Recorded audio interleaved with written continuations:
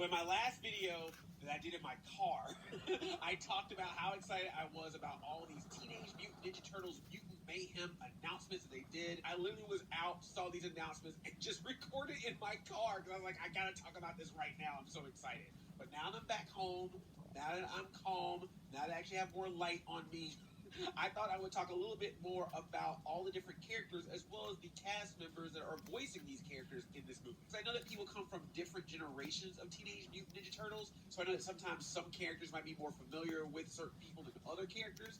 So I'm not going to give any like deep dives here, but just some basic ideas of who certain characters are, and also some ideas of who some of the actors that are in this movie, in case you don't know their previous work, to know why they might have been chosen to be in this. So let's talk about the Turtles themselves. Okay, they got young people to voice all the Turtles, which I think was a smart move, especially if you're going to try to make a franchise out of this. Leonardo is voiced by Nicholas Cantu, who was the voice of Gumball in The Amazing World of Gumball. He's also done voice acting for Sophia the First, Dora and Friends, so making him the leader of the Turtles. I'm guessing Leonardo's the leader in this one. Already got some voice credentials behind him. Raphael is going to be voiced by Brady New. Now, he is the voice of Greg in the current Diary of a Wimpy Kid animated movies that Disney Plus has been making. He's also in the movie Good Boys and shows like Boardwalk Empire, The Mighty Ducks Game Changers, and now he's Raphael, so he's got the credits. Give him a break. Micah Abbey is the voice of my main nerdy turtle, Donatello. Micah was one of the stars of a Nickelodeon series called Cousins for Life. Now he's promoted from cousin to Turtle Brother. Oh yeah, man, we got some Turtle Brothers up in here.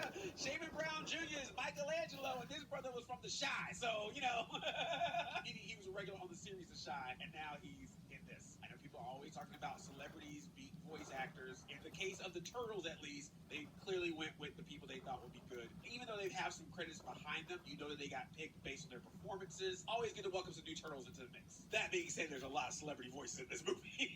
This movie saw your Super Mario Bros. Movie and was like, oh, we're gonna take it up a notch. Jackie Chan is Splinter. I didn't think I needed this, but once I heard this, I was like, perfect. You want someone to be that wise mentor. You want somebody to have that feeling of knowledge, to be able to educate and mentor the Turtles, and I think Jackie Chan is perfect for that. So sometimes Splinter is a human, Hamato Yoshi, who gets turned into a rat, and then sometimes he's an actual rat that mutates into a humanoid mutant rat. As much as I love like the Ninja Turtles movie that did the rat thing and some other iterations, I always kind of like it when he's a human that gets mutated into a rat, because I feel like that gives him like a little bit of a backstory, extra backstory. You have that Hamato Yoshi and Rokusaki Splinter Shredder connection. So I would like to see that happen, but hey, we'll see what the movie does. But Jackie Chan I thought was a great choice. Like the moment I heard it, I was like, yes, yes, co-signed. Ioe Devery is voicing April in this. She is the current voice of Missy on the animated series Big Mouth. IMDb is also saying that she's going to be in the Thunderbolts movie, the Marvel Thunderbolts movie, and she's also a regular on the TV series The Bear, so you may have seen her on there. There have been many iterations of April throughout the various Ninja Turtle series. She's been an adult in some, she's been the same age as the Turtles in some, she's been a couple years older than the Turtles in Rise because she ended up going to college. There's also been different looks for April. Judging from the actress they chose, I feel like we might be getting a continuation from what they did with her in Rise,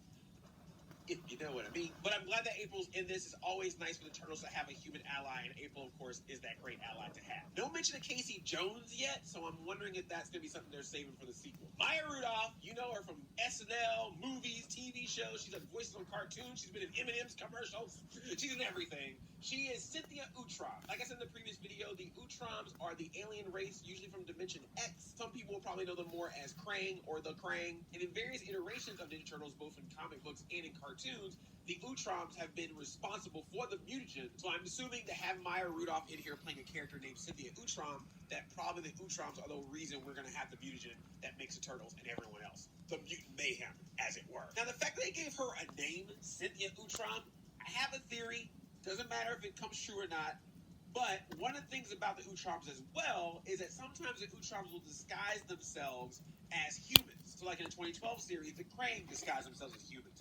In the 2003 series, there's a very major character that ended up being an Utrom. No spoilers. So I'm wondering if that's going to be the case with Cynthia. Are we going to see her originally as a human, and then throughout the course of the movie, we find out that she's actually an Utrom in disguise? And then you have Giancarlo Esposito as Baxter Stockman. Yes, Giancarlo Esposito from The Mandalorian, Breaking Bad, Better Call Saul. He's done a bunch of voiceover work as well.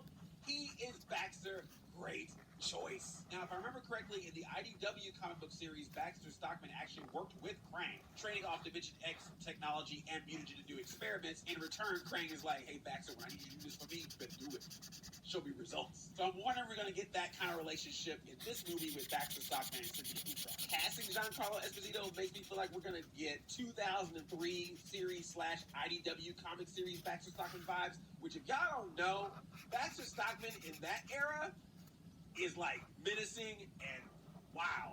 Like he's very Starscream, like, oh, I'm gonna follow you, boss, when you here, but then I'm gonna just do what I want to do when you leave. Now it's pretty well known in the 80s animated series that Baxter Stockman gets turned into a fly. But in this movie, they have a character called Superfly, get it, voiced by Ice Cube. So the question is, will Baxter Stockman in this movie turn into a fly, or is Superfly a completely different character? I questioned this in my previous video, and I had a couple of you write in my comments to remind me that in the IDW comics, they actually did have them as separate characters, technically. Baxter Stockman made a character called Flyborg, which was part fly and part cyborg, and also a double reference to Baxter Stockman himself. Because in the 80s series, Baxter Stockman turned into a fly. In the 2003 series, he turned into a part human, part machine. I have a feeling they're going to be separate characters, but who knows? I'm very excited for Baxter Stockman to be in this movie. Oh, and just in case you missed it, let me say it again. Ice Cube is voicing a mutant in Teenage Mutant Ninja Turtles Mutant Mayhem, a mutant named Superfly. I just think that needs to be said again. So Seth Rogen's production company is behind this movie. So of course Seth Rogen was like, let me get in and do a voice too. So he's gonna be the voice of Bebop, which, you know, he's already done a warthog before. He was Pumbaa. So I think Bebop just makes sense for him. I got no notes. And Rocksteady is going to be John Cena.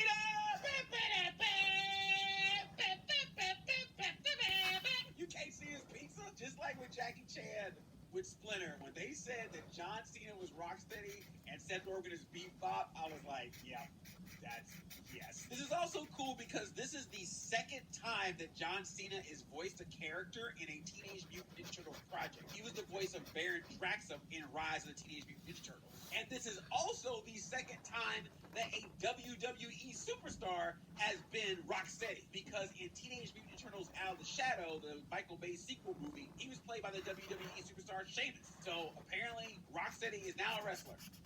That's the rule from here on out. Xavier Woods, Austin Creed, get ready. If they ever reboot this thing again, you better be Rocksteady. Hamill Buress, a comedian. You might have seen him in the recent Spider-Man movies, the Eric Andre show. He's also voiced a number of things and been in a number of movies. He's going to be Genghis Frog in this movie. So Genghis Frog is one of the 4 punk frogs. The punk frogs have been in various versions of TMNT. The story about the punk frogs is actually pretty cool, at least from what I remember from the 80s animated series.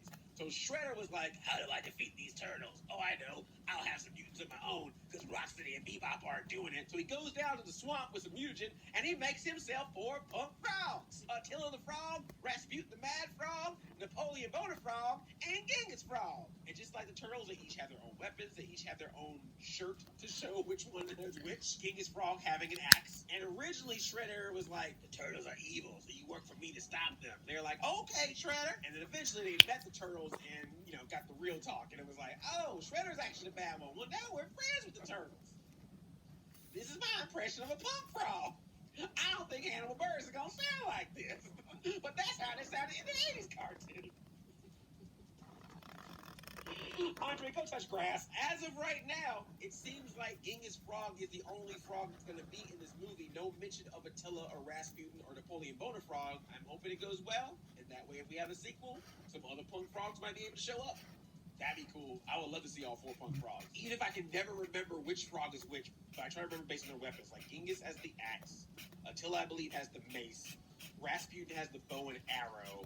And Napoleon Bonafrog has like a whip, I think. Is that correct?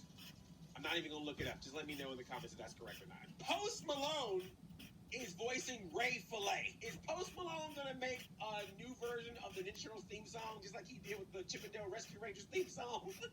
Chip 'n Dale Rescue Rangers. I freaking love that version, man. I love that song. So Ray Fillet, sometimes also referred to as Man Ray. He is a mutant manta ray who usually tries to fight for the environment. If you're messing up the oceans, for pollution, then Ray Fillet is going to come in Captain Planet style and try to save things. There also was a character in the 80s animated series called Ray. I think he was supposed to be Ray Fillet / Man Ray, but just named him Ray instead and gave him a different design. But if you ever read the Ninja Turtles Archie comics, then you've definitely seen Man Ray. And then if you got the toy, you know that he was called Ray Fillet. It's really cool to see Ray Fillet is going to be in this movie. Like, Roxanne and Bebop is like a sure thing that you think you're going to get them, but Ray Fillet was not going to be on my list of a character to show up in this movie. But I'm very happy that he is. Also surprised, but very happy that's going to be in this movie, Mondo Gecko. So Mondo Gecko is a mutant skateboarding gecko. Kind of has a cowabunga dude, Michelangelo personality. So much, in fact, that in the 2012 Ninja Turtles series, Mondo Gecko was voiced by Robbie Rist, who was the voice of Michelangelo in the 1990s live-action movies. And in this movie, he's going to be voiced by Paul Rudd. Ant-Man is Mondo Gecko. Please let Mondo Gecko eat Baskin Robbins. Wingnut is in this. What?